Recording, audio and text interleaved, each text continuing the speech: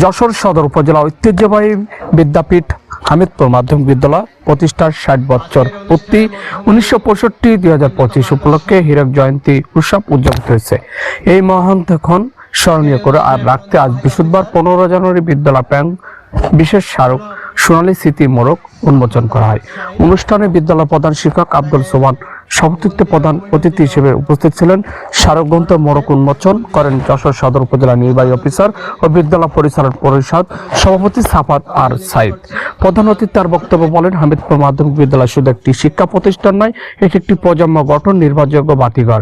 ৬০ বছরের গৌরবময় জাত ভবিষ্যতে শিক্ষার আলো ছড়িয়ে দেবে।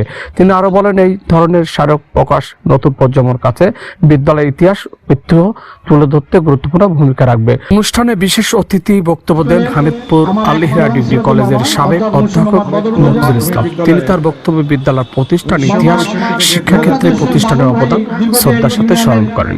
অনুষ্ঠান অন্যদের মধ্যে আরো উপস্থিত ছিলেন বিশিষ্ট আইনজীবী, ফতেপুর ইউনিয়ন বিএনপির যুগ্ম সম্পাদক অ্যাডভোকেট মোহাম্মদ বিটু, ইউনিয়ন বিএনপির সভাপতি ও ৬ নম্বর ওয়ার্ড ইউপি সদস্য শেখ আকরাম হোসেন, থানা স্বেচ্ছাসেবক দলের যুগ্ম আহ্বায়ক শফিকুল ইসলাম, বিদ্যালয়ের অবসরপ্রাপ্ত শিক্ষক মাওলানা আরিফুল ইসলাম, রফিকুল ইসলাম বনি, মুন্সি সানোয়ার হোসেন। এছাড়াও অন্যদের মধ্যে উপস্থিত ছিলেন বিএনপি সভাপতি আজিজুর রহমান সেন্টু, হামিদপুর আল-হিরা কলেজ শিক্ষক হাবিবুর রহমান লেন্টু, ভারপ্রাপ্ত অধ্যক্ষ সাইফুল ইসলাম তুহিন এবং হামিদপুর দাখিল মাদ্রাসার সহকারী সুপার মাওলানা জহির উদ্দিন।